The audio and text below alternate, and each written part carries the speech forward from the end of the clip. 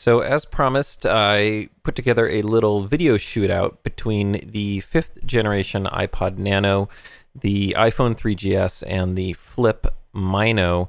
What you're looking at right now is video shot from the 5th generation iPod Nano. I took this in a recent camping trip that I was on at the beach. So this is kind of a pan across the horizon, taking a look at the waves, some of the detail on the people on the sand and stuff like that. And I think what you're going to notice across all of these videos, or at least the thing that I noticed, was that they progressively will get sharper and have more detail. So the sensor in the iPod Nano, the new iPod Nano, tends to be a little pastel-y. I don't know how you would describe it, but it's very soft around the edges, kind of filters out a lot of the finer details. The iPhone 3GS does a little bit better in this area, and then the Flip Mino almost overdoes it. It almost looks like it's got a little sharpening effect on the video. So that was the iPhone 3GS, and now you see here the Flip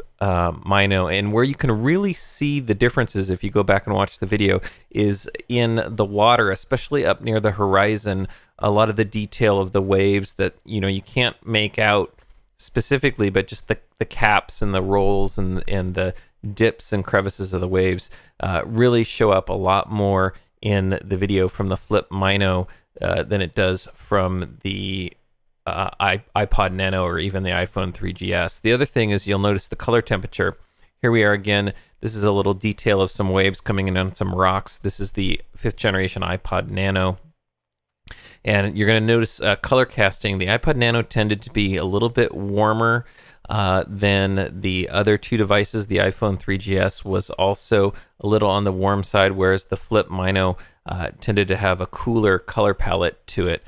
But on this, to notice the differences in the detail, take a look at the tops and the edges, specifically of the rocks. And you'll notice here they just kind of look gray and flat, but progressively as we move into the iPhone 3GS video, and then again even more on the Flip Mino video, you're going to be able to see a lot more of the texture on the tops of the rocks. And that's what I'm talking about with the iPod Nano being kind of soft around the edges. The other thing I noticed as I was taking these three videos, something to note is that they're all these cameras shoot at the same resolution, 640 by 480. The Flip that I'm using is the standard definition Flip Mino, not the new Flip HD. But the other thing you'll notice is that the iPod Nano and the iPhone 3GS both have a wider angle lens. So it looks like you're a little bit further backwards, taking a little bit wider picture, whereas the Flip Mino is a little bit further in. And I have to say, overall, I think I prefer the Flip Mino video to both the video shot with the iPod Nano and the iPhone 3GS. But the iPod Nano really can't be beaten for size. It is super tiny, and I think the sensor suffers a little bit for it, but it's certainly perfectly acceptable for shooting video. You can throw it into something like iMovie like I did here, edit it up, and it works out very well. So hopefully you've been enjoying these videos. For more Mac news and other related information, be sure to check out the Maccast podcast at maccast.com, and I'll talk to y'all again real soon.